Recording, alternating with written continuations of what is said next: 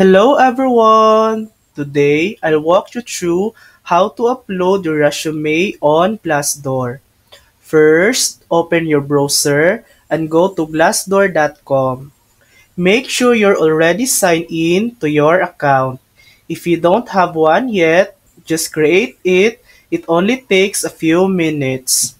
Once logged in, look at the upper right corner of the screen and click on your profile icon. From the drop-down, select Profile.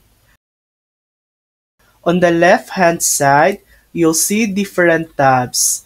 Click on Job Preferences. This is where you can manage your job search settings and resume. Now, scroll down until you see the resume section. Here, you'll notice an option to upload resume. Click the Upload Resume button and choose the file from your computer.